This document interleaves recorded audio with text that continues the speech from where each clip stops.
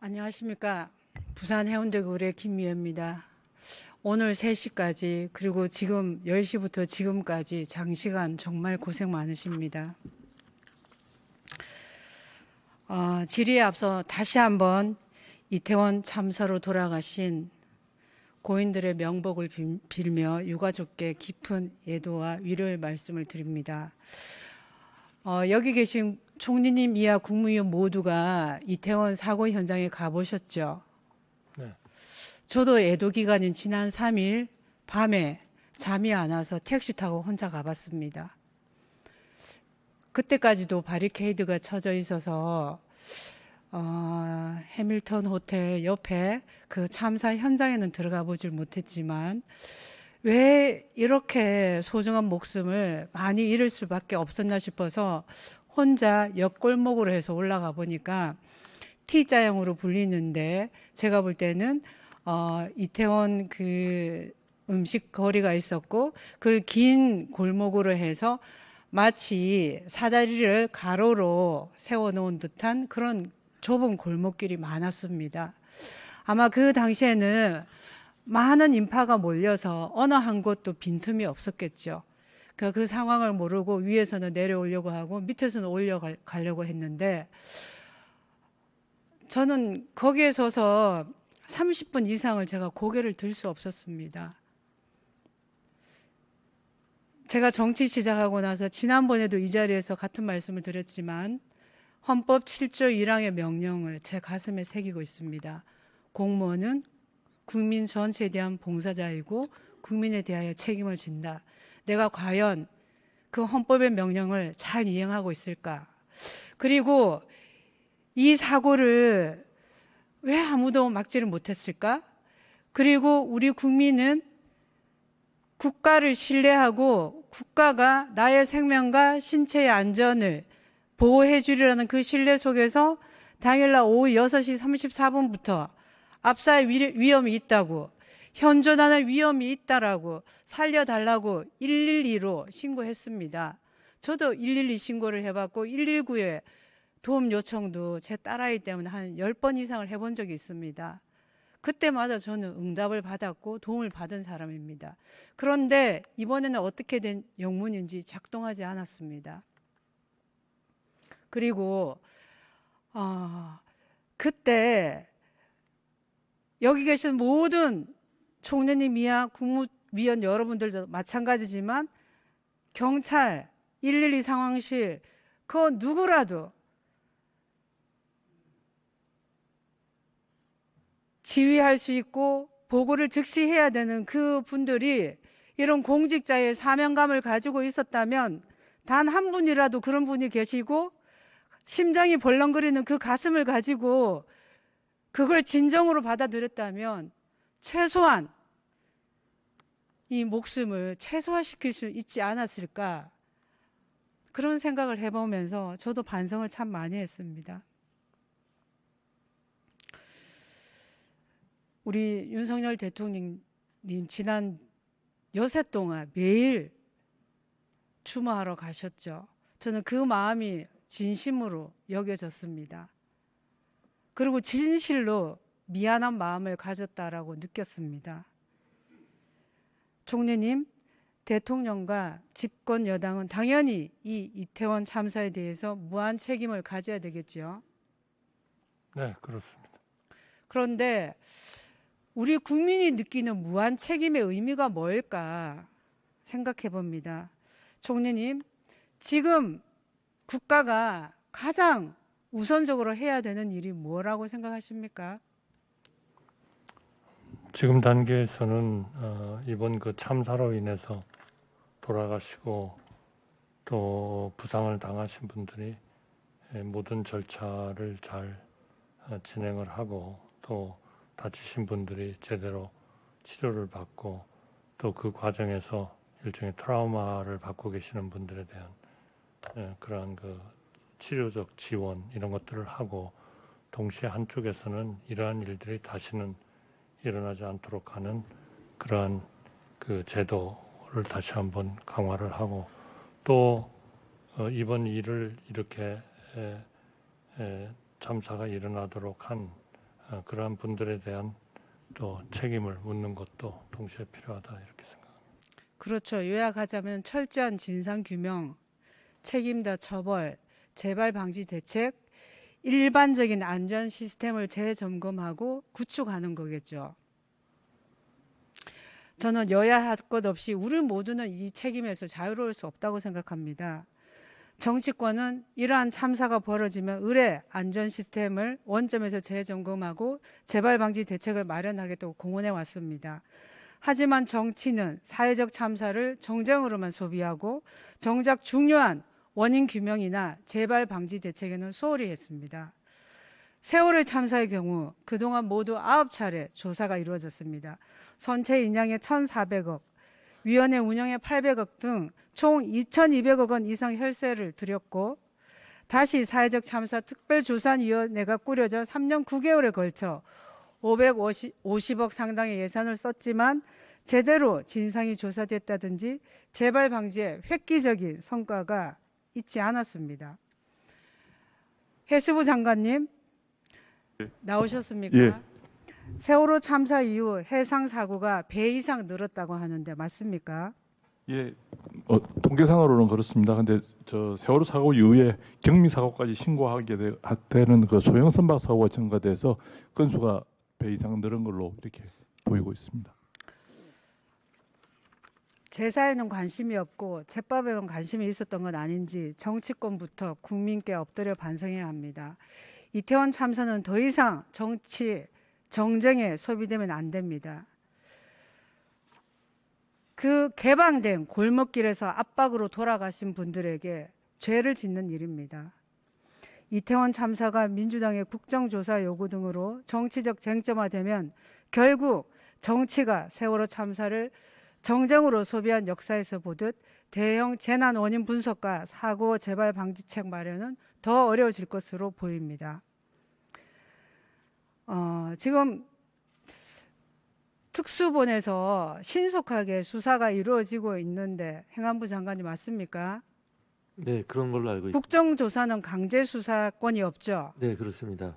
지금은 무엇보다도 실체적 진실 규명이 중요한데 이 상황에서 국정조사까지 이루어진다면 지금 피의자로 입건된 분들을 국회가 다시 소환해서 묻고 이렇게 다니면서 강제 수사권은 없는데 오히려 그런 부분들을 흐릿하게 만들어서 수사에 지장이 될까 그게 우려스럽습니다.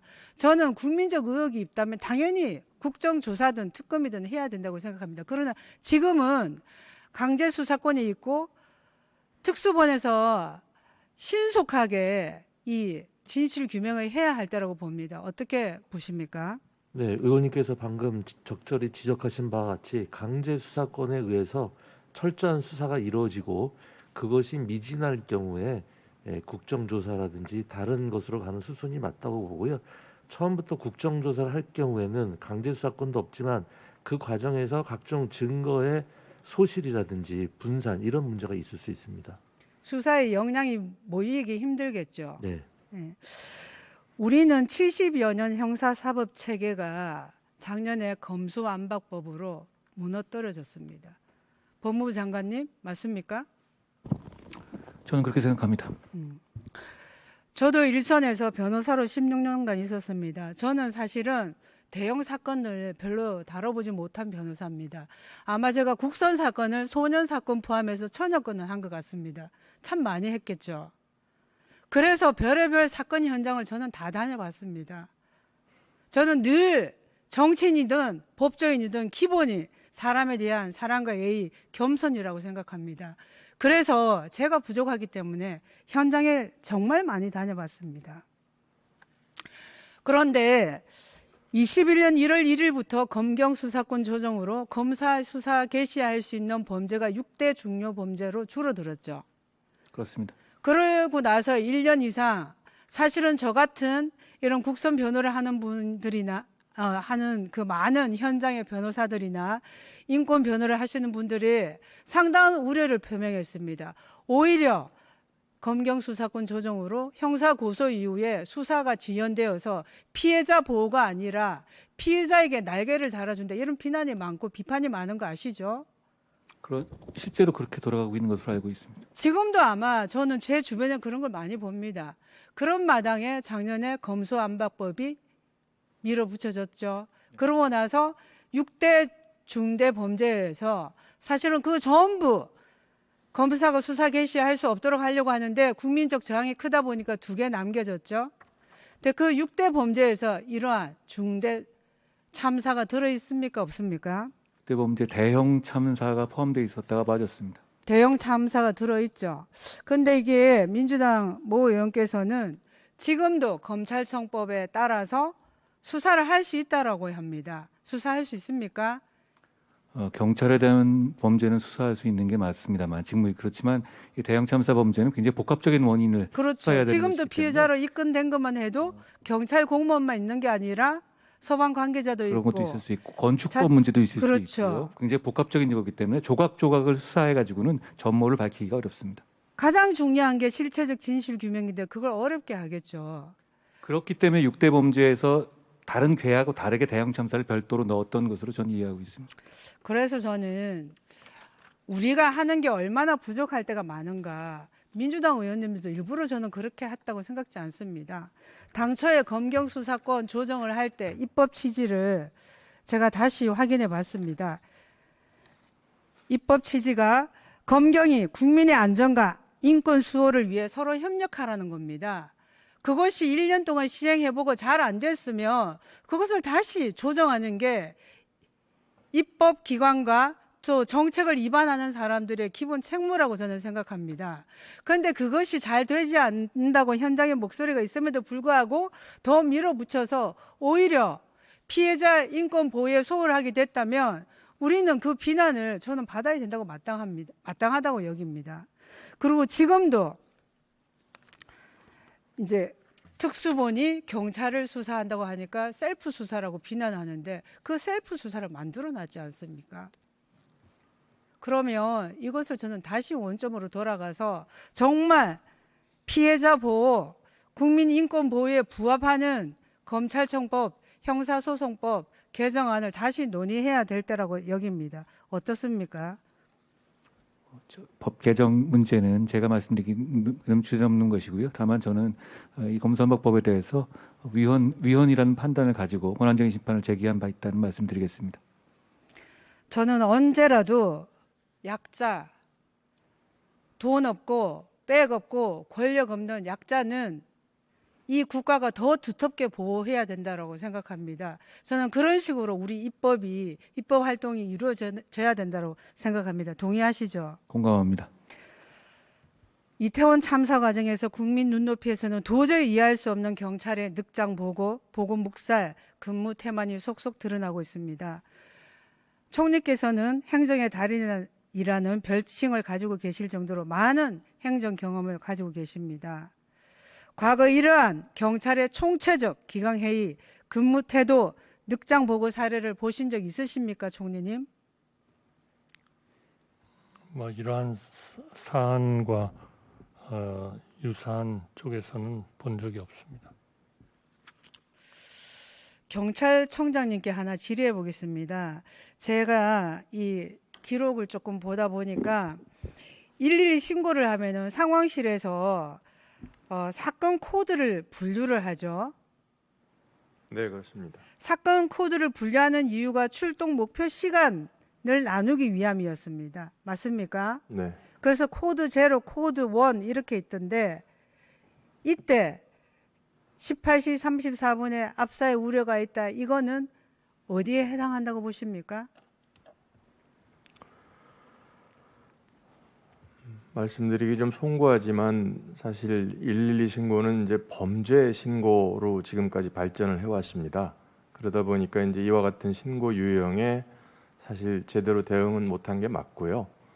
그래서 그때 당시 아마 코드 제로나 이런 게 아니고 코드 2인가 이렇게 분류가 된 것으로 알고 있습니다. 제가 볼 때는 최소한 위험이 현재 진행 중이었습니다. 네. 그 위험이라는 것은 범죄 위험뿐만 아니라 이 사고 위험을 저는 포함해야 된다고 생각합니다. 네, 그런 아닙니까? 부분을 포함해서 그러면 네, 코드 네. 1이죠. 앞으로 이제 지금 저희가 다시 한번 원점에서 재검토를 하려고 생각하고 있습니다. 코드 제로나 코드 1은 최단 시간 내 출동하라고 되어 있습니다. 근데 이것이 잘 안 지켜졌죠, 이번에. 그렇습니다. 네. 그래서 저는 이번에 이태원 참사는 경찰의 인재라고 봅니다. 총리님, 제 판단에 대해서 동의하십니까? 제가 지금 전체의 그 상황보다는 최근에 나온 일부를 가지고 전체를 판단하기는 좀 그렇죠. 어렵습니다만 물론 경찰만의 문제는 아니죠. 기초자치단체의 문제도 있고 또 경찰도 이태원 그 파출소 경찰 공무원들처럼 정말 사활을 걸고 현장에서 한 명의 소중한 목숨이라도 구하기 위해서 고군분투하신 분들 있습니다. 그러나 지휘부가 상당한 문제죠. 보고 체계, 지휘 체계가 붕괴되었습니다. 아마 이걸 보고 누구도 대한민국 경찰이 지금까지 이렇게 했다라고는 믿기 어려울 거라고 저는 여겨집니다. 그다음 시간이 많이 가서 제가 우리 부산에 대해서 질의를 좀 해야 되겠습니다. 윤석열 대통령은 당선인 시절에 새 정부를 한마디로 말하면 지방시대라고 할 정도로 국가 균형 발전에 대한 의지가 강했습니다. 총리님, 지금도 윤석열 정부의 의지는 변함이 없습니까? 네, 변함없습니다. 역대 정부가 균형 발전을 강조했지만 수도권, 지방의 격차는 수십 년 지속되며 심화되고 있습니다. 문재인 전 대통령은 대선 공약으로 미국 연방제 수준의 자치권을 제시하는 등 지역 균형 발전을 위한 장밋빛 청사진을 내놨지만 사정은 나아지지 않았습니다. 그 사이 국토의 11.8%인 수도권의 인구 절반 이상이 밀집하는 등 인구, 경제, 사회 인프라 등 모든 게 수도권에 집중되고 있습니다. 수도권 중심 국가 운영은 지방 소멸로 이어질 수밖에 없고 장기적인 관점에서는 국가 발전의 저해 요소입니다. 바람직하지 않겠죠? 네, 그렇습니다. 그런데 균형 발전 구호가 매번 선거 구호에 그치는 원인은 무엇이라고 여기십니까? 아무래도 진정한 그 국가로서의 의지 이런 것들이 중간에 약화되는 부분도 있고요. 또 그 발전 자체가 지방에 대한 그 자율권을 많이 보장해야 되는데 그런 것들이 좀 중간에 그래서 지난 정부를 반면교사로 삼아서 윤석열 정부는 국가 균형 발전 정책이 용두사미로 끝나지 않기를 바랍니다. 지금 부산은 내년도 부산 제도약을 위한 분기점이 될 것으로 저는 기대합니다. 부산 시민의 염원을 모아서 2030 부산 월드 엑스포 유치에 총력을 기울이고 있는데 대통령께서도 국가의 명운을 걸고 유치하겠다고 하셨습니다. 따라서 보다 적극적인 관심과 지원이 필요합니다. 부총리님 동의하시죠? 예, 네, 동의합니다. 감사합니다. 그래서 무엇보다도 엑스포 유치의 전제 조건인 개최 전 가덕도 신공항 개항을 위해서는 사업기간 단축이 시급합니다. 그런데 기본 설계 착수비가 정부 예산에 반영되어 있지 않습니다. 다시 한번 검토해 주시길 바랍니다. 네. 그 다음에 지금 내년 5월에 개최 예정인 범부처 참여와 민간 합동 형태로 기획된 2023 기후산업 국제박람회가 있습니다. 이 박람회는 지난 6월에 총리님의 지시로 기획된 것으로 알고 있습니다. 맞습니까? 네, 제가 제안을 했습니다. 네. 먼저 여기에 특별한 관심 가져주신 데 대해서 깊이 감사드립니다. 관계부처와 부산시에서 열심히 준비하고 있습니다. 준비 과정에 부족함 없는지 잘 챙겨봐 주시고 예산 지원을 차질 없이 해 주시기를 당부드립니다. 그다음 한 가지 더 지역의 물 문제에 대해서 말씀드립니다. 사는 곳이 어디든 안전한 물을 공급받아야 하는 것은 대한민국 국민의 당연한 권리겠죠. 네, 그렇다고 생각합니다. 네. 부산은 상수원수의 90%를 낙동강에 의존하고 있고 대체할 수 있는 상수원이 전무한 상태입니다. 91년 페놀 사건, 2018년 과부라 화합물 사고, 특히 올해는 녹조 등으로 6급수까지 떨어지는 초유의 사태를 겪고 있으며 따라서 시민들의 불안이 상당합니다. 취수 중단에 따른 수돗물 대란이 발생할 가능성이 있다고 알고 있습니다. 살아가는 데 있어서 가장 중요한 문제는 정부가 책임을 지고 개선해 나가야 된다고 봅니다. 총리님 동의하십니까? 네, 동의는 합니다만 지금 그 지자체 간의 어떤 이해의 조정 이런 것들이 조금 문제가 있지 않나 생각하고 있습니다. 현재 기본 및 실시 설계 용역 비용 등이 정부 예산에 미반영되어 있습니다. 부 총리님, 사업이 적기에 추진될 수 있도록 적극 검토해 주시기 예, 지자체 간의 문제만 해결되면은 맑은 물, 안전한 물을 먹게 하는 게 저희들도 굉장히 시급하다고 생각합니다. 부산도 중요하고 대구도 그렇고. 근데 이 문제가 빨리 지자체 간의 협의가 빨리 되면은 후속 예산 투입하는 거는 차질 없이 하도록 하겠습니다.